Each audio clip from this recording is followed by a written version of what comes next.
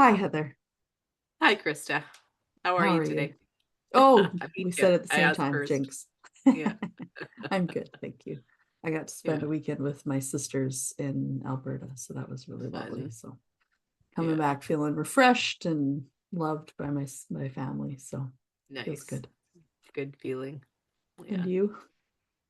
I'm good too. Yeah, it was kind of a quiet weekend and kayaking and hanging out with my kid and yeah, it was fun. Awesome.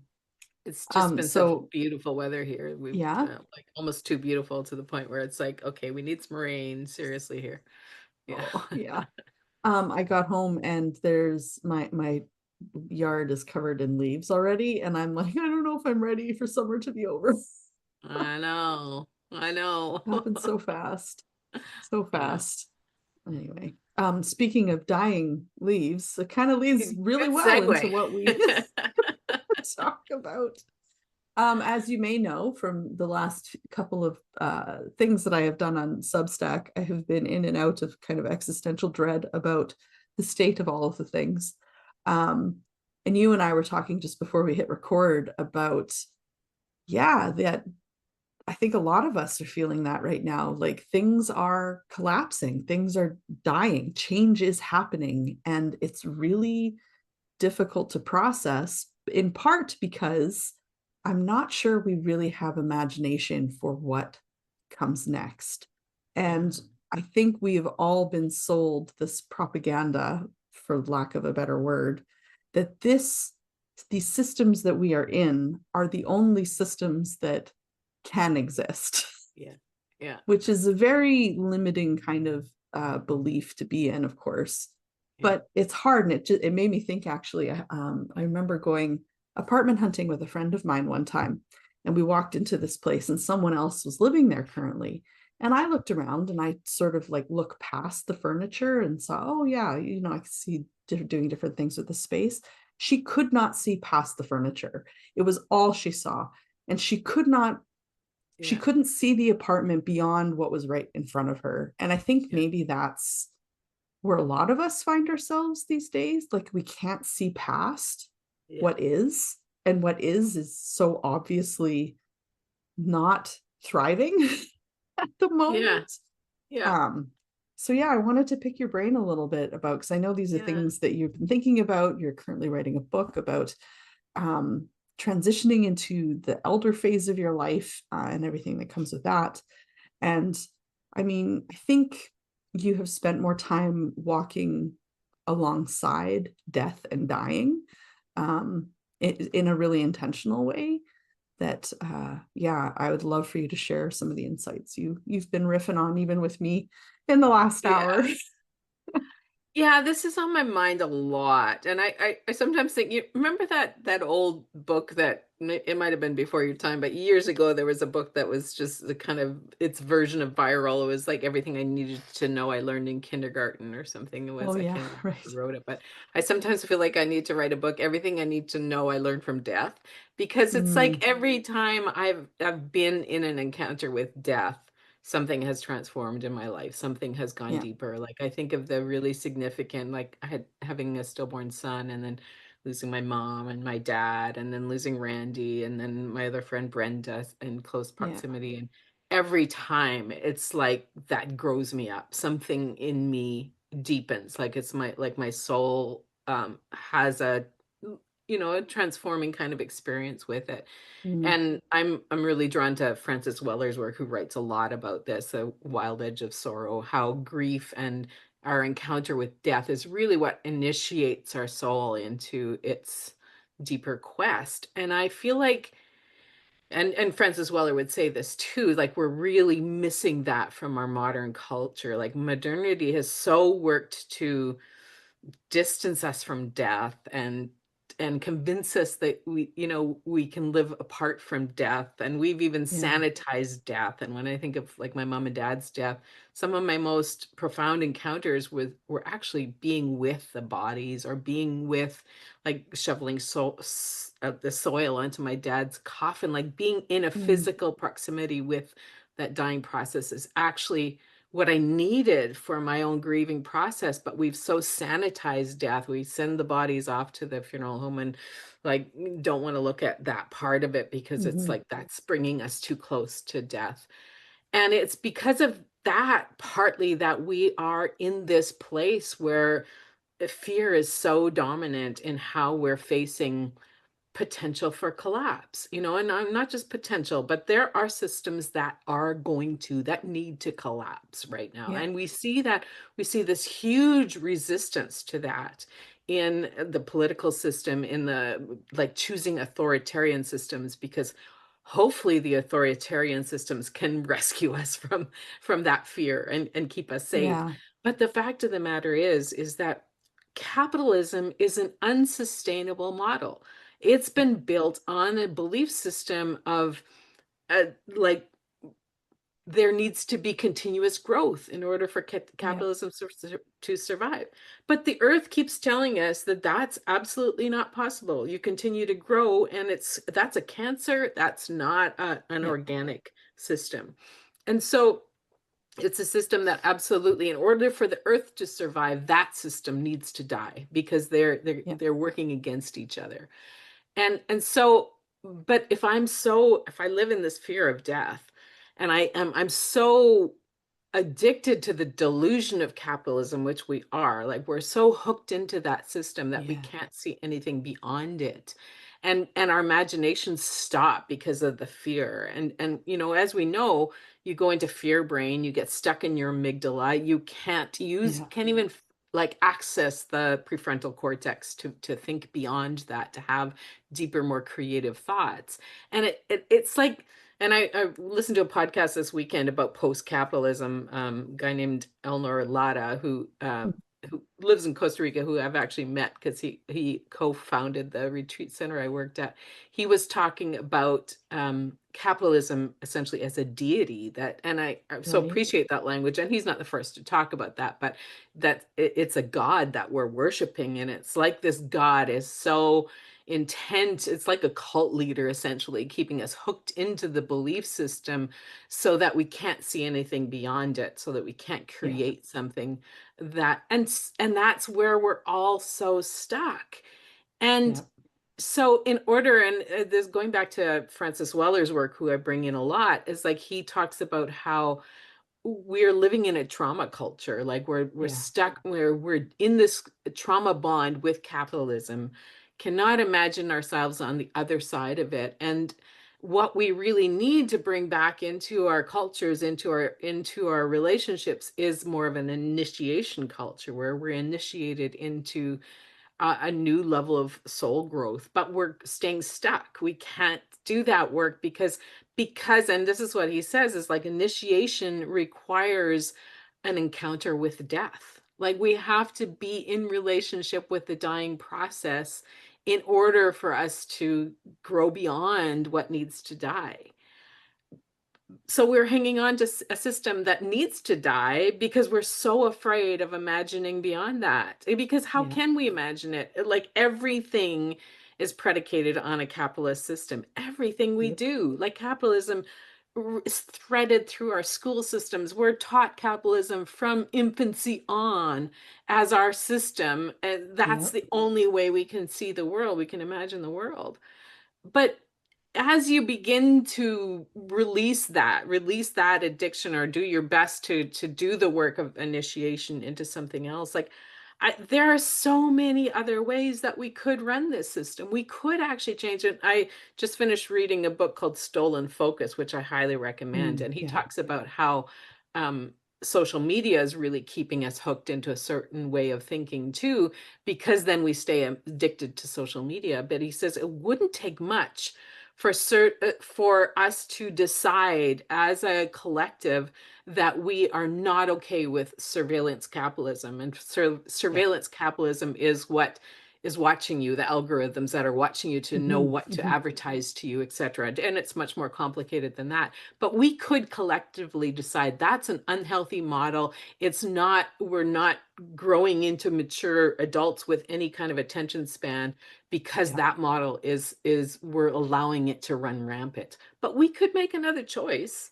We Yeah. could he gives these options for how we could have social media that would actually be serving us collectively. It wouldn't be that hard to imagine. And Yeah. that's what I think, yeah, what we need to wake up our imagination. We have to break this addiction Yeah. to this system that's actually causing more harm than good so that we can begin to imagine something different. But it's just so hard to do. It is. It's I'm going to date myself a little bit here, but all I keep thinking right now is we've got to call Columbia House and stop the subscription. Like Yeah. The cassettes will stop arriving at your door. Actually, cassettes right? may predate you. I've just dated Yeah, myself. that's that. Yeah, there you go. We both dated ourselves now. But I Yeah. mean, that's sort of like we've got this whole subscription model of everything. Like it actually, and I unsubscribed from some stuff this year, and it didn't take that much. Like I just had to cancel the subscription, and they asked me like anxiously several times, "Are you sure? Are you sure? Are you sure?" And I And was they like, make it "Yeah, no, hard to unsubscribe. they do, they They do." don't make it easy. But at the end of the day, I was able to do it. So Yeah. um it's not, I think it's not, it's probably not going to be as scary as we fear it will be. It's that thinking about it is worse than doing it sort of thing, which is always what I would tell myself when I was in college. Like, stressing about this paper is going to be harder than actually writing it, you know? Exactly. Yeah. Yeah. Yeah. So I'm always encouraged in these conversations because I get so sucked into this, like, but what else is there? Like, what else is there?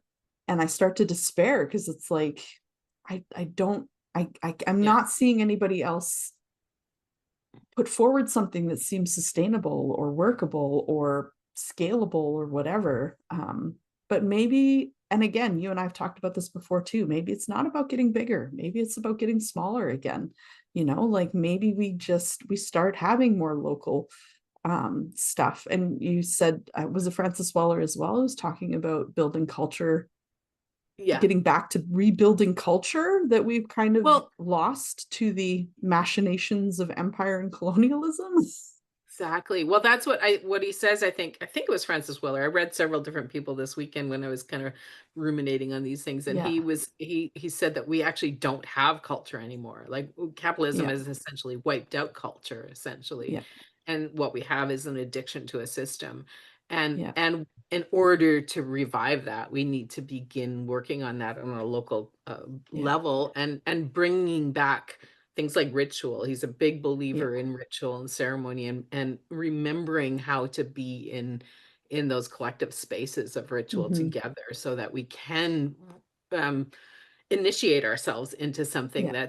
that's beyond. And yeah, I'm just so intrigued by that idea. And I think once you and the other thing that Francis Weller talks a lot about is we have to be comfortable we have to really practice grieving, like the letting go Yes. process of something. When you're grieving, capitalism is dying, it's a dying system. So can we grieve it like a dying parent or grandparent that we have to let go of, and Yeah. it's time to lay it down and release Totally. it and go through that process of grieving and fear. And I remember having parents die. It's like, I don't know how to live beyond them. I don't know how to be a person who doesn't have a Yeah. parent.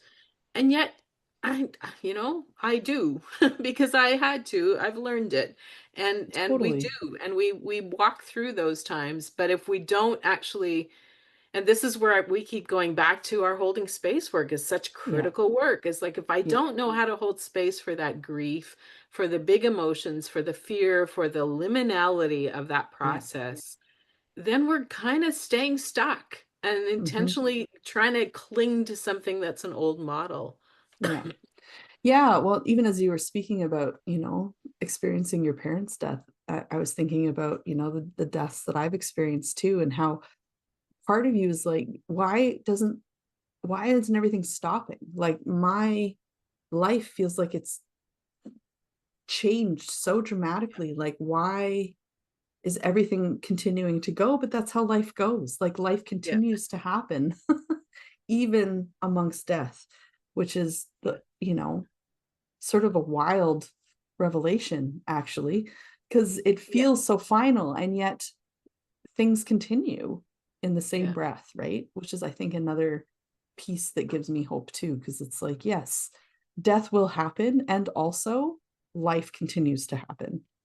Well, and this is part of the reason I spend so much time out in the woods, because it Yeah, is such a teacher for me that way, to be with the regenerative process of, and you started this conversation talking about the dying leaves on your yeah, lawn. I mean, and that's a good place to end it too, is like, yeah, go back to that. Like, go back yeah. to watch how the seasons change. Go back to notice how there is a dying process that's so organic to the natural world, and we are part of the natural world. We are not Hmm. different from, we've set Like it or ourselves not. apart and Yeah. distance ourselves from, but at the end of the day, we're just animals living Uh-huh. in the world.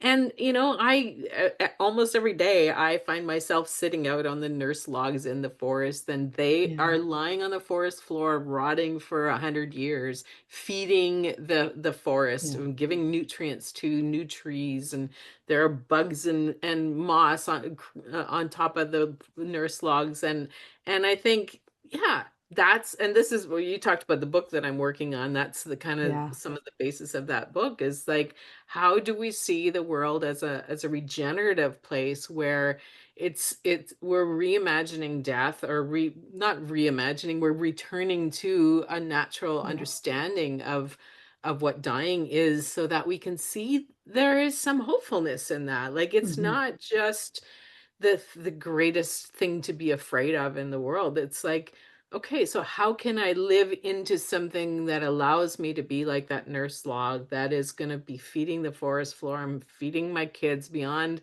the day when my body is no longer moving around in the world. What am I feeding into the next generation? Hmm. And so that's becoming more and more prevalent in my thinking, is like, you know what? Things are meant to end, things are meant to Yeah. die. There is regeneration going on, and it will keep going on even if humanity ends up being wiped off the earth, it will continue to go Yeah, on. There for sure. life will, in some form, I believe, will continue. Happen. And as Hmm. Tyson Yunkaporta says, maybe it'll be the porcupines taking over next. They might do a better job than the humans. Oh, I think I had a funny dream about porcupines the other day. Anyway, topic for another day. But yeah. So come join us for Holding Space Foundations program, where you'll talk about death and dying and Yeah, develop a liminality, little bit more discomfort. comfort for the liminality That's of right. That's right. Yeah, yeah. it's funny because when Holding Space sort of had its viral moment a little while ago, we were just sort of like, yeah, no, our program's 8 months long. Like we can't capture it in a meme like this. Like it's just not how it works. And if you've been following along on our coffee break series, you will know.